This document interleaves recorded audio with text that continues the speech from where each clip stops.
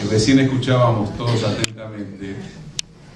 El lenguaje habla por nosotros, está en nuestras entrañas, en nuestra memoria. Difícil decir el mundo sin recordar que políticamente, socialmente, filosóficamente e incluso también en el uso de las terminologías científicas, somos herederos de un pueblo que mañana vuelve a colocarse en la historia, quizás de una manera que puede ser fundacional. Si nosotros miramos hacia atrás, si vamos a lo profundo de nuestra historia, de nuestro lenguaje, de nuestros conceptos, de nuestras ilusiones, de nuestros sueños, algo extraño, inaudito, maravilloso, sucedió hace 2500 años. En una pequeña ciudad, en una aldea, frente a un mar muy azul, algunos hombres, las mujeres todavía miraban de afuera,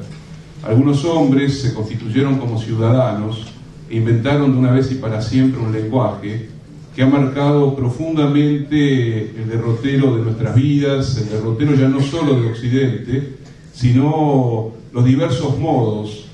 como fueron capturados esos conceptos en distintas etapas, en distintos estadios, en distintos momentos, en diferentes experiencias de la historia de la humanidad. Atenas, Pericles, primero Solón, Calícles, Temístocles, Tucídides, Protágoras, Gorgias,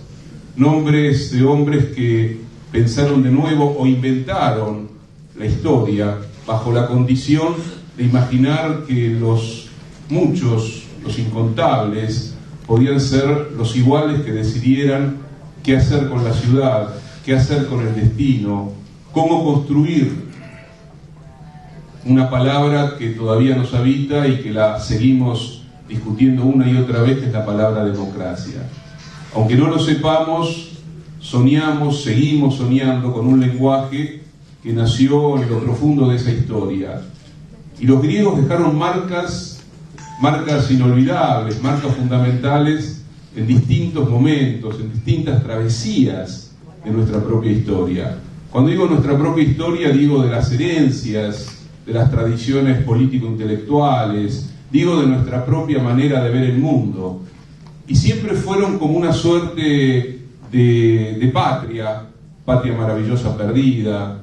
de juventud dorada de la humanidad. Recuerdo un texto extraño y bellísimo de Marx. Marx era un lector apasionado de los trágicos griegos. Sófocles, Eurípides, Esquilo estaban en la escritura de Marx. Una y otra vez recurrió a esa tradición, y por supuesto que también estaba la tradición de la democracia griega, la tradición de aquellos que le dieron el poder a los que no tenían propiedad, y esto hay que recordarlo. La ciudadanía revolucionario-democrática griega en la Atenas del siglo V logró algo insólito, que el derecho a tomar la palabra no fuese precedido por la propiedad, sino fuese precedido pura y exclusivamente con la condición de ser portador de la palabra. Y allí inventaron un par de palabras: isonomía e isegoría. La isonomía es la distancia absolutamente equitativa que cada miembro de la asamblea tiene respecto del centro, y el centro es el lugar al que se va para tomar la palabra en absoluta libertad. Y la isegoría es el derecho de todos, absolutamente, grandes retóricos, tartamudos, pobres, ricos, a tomar la palabra en condiciones iguales. Y Marx, un hombre que pensó el movimiento de la historia, que pensó la rigurosidad de cada etapa de la historia en función de las condiciones de posibilidad que cada momento de la humanidad se planteaba, se encontraba frente a su propia disyuntiva. Para él los griegos, para él la tradición griega, la filosofía griega y sobre todo la gran literatura trágica griega era un modo indispensable para leer, para interpretar, para comprender y para disfrutar profundamente el misterio de la poesía, de la épica, de la leyenda. Y Marx dijo por allí en sus textos de preparación del Capital que si todavía sentimos una emoción perturbadora, única, al leer un texto griego, es porque algo de esa juventud maravillosa, de esa infancia única, nos sigue persiguiendo en el interior de nuestros propios sueños. Si esto es así, si Grecia significó en cada etapa compleja, difícil, al menos durante mucho tiempo, lo que llamamos Occidente, significó el sueño de la patria perdida, significó el sueño de una mirada compleja, diversa, igualitaria. Si para los hombres del Renacimiento viajar imaginariamente a Grecia significaba quizás soñar de nuevo con una ciudad democrática, quizás soñar de nuevo con una poética, una filosofía, una lectura de la naturaleza que hundiera sus raíces en esa gran tradición filosófico, político, poética griega, si después en la encrucijada de la Revolución Francesa, de los grandes poetas románticos, de Novalis, de Hölderlin, por ejemplo, Grecia significaba de nuevo la utopía, significaba de nuevo llenar de palabras poéticas, emancipatorias, libres, igualitarias, profundas, enigmáticas, constituidoras de lo más profundo del lenguaje y de la humanidad, si eso significaba frente a la injusticia, si frente a eso significaba pensar el mundo desde otro lugar, Grecia volvía a aparecer en el interior de la tradición política, de la tradición emancipatoria. Una y otra vez, Grecia es la memoria de la libertad, la memoria de la democracia, la memoria del lenguaje que discute, del lenguaje que debate, que hace del ágora el territorio de la pluralidad, pero es también el territorio del polo, lo no resuelto, contra la injusticia, y es también el terreno de la invención, la democracia, diría otro griego ahora del siglo XX, que no murió hace mucho tiempo y que se perdió lo que hoy puede llegar a pasar en Atenas, que fue Cornelios Castoriadis, que fundó su obra filosófica regresando a esa matriz, a ese momento fundacional, inaugural, como si fuera efectivamente el tiempo de comienzo de un espíritu de la libertad. Y lo encontró en su antigua Grecia, en una Grecia olvidada, en una Atenas quizás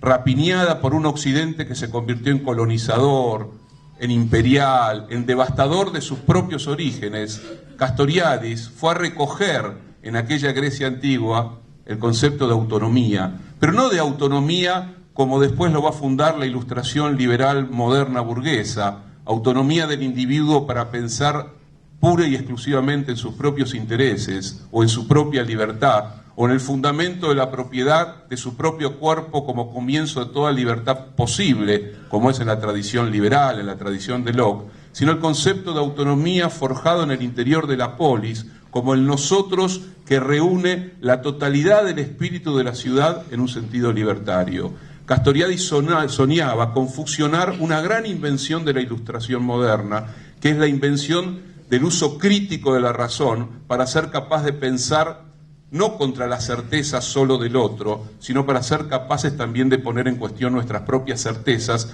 pero bajo el principio de una libertad que tenía que volverse igualitaria, si era capaz de recuperar el concepto de autonomía griega, que era el concepto de un nosotros, de un colectivo, de una ciudad, de un pueblo, capaz de volver a ser, por un lado, quien piensa por sí mismo, quien construye su propia subjetividad y al mismo tiempo distribuye con equidad, con igualdad, el pan. Quizás, no lo sabemos, mañana, en una nueva aventura, en una nueva invención de un pueblo olvidado por la historia, que quedó como clausurado o congelado por aquellos nombres propios extraordinarios de hace 2500 o 2600 años, quizás ese pueblo hoy vuelve a escribir una página en la historia europea que recupera aquel concepto de democracia, no como diría nuestro amigo Horacio González, como un pellejo vacío rapiñado por los intereses mercadolátricos del capitalismo contemporáneo, sino que vuelve quizás a recobrar el concepto de democracia como el lugar exacto donde el conjunto de los ciudadanos y ahora de las ciudadanas, porque los griegos no podían todavía comprender que la patria necesita la matria, que el hombre necesita a la mujer y que la mujer construye la historia junto y por delante muchas veces a los hombres. Pero hoy los griegos actuales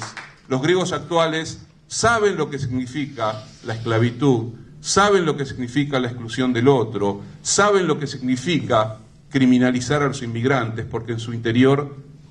vuelven a tener aquel resto inmundo de fascismo, de nazismo, de políticas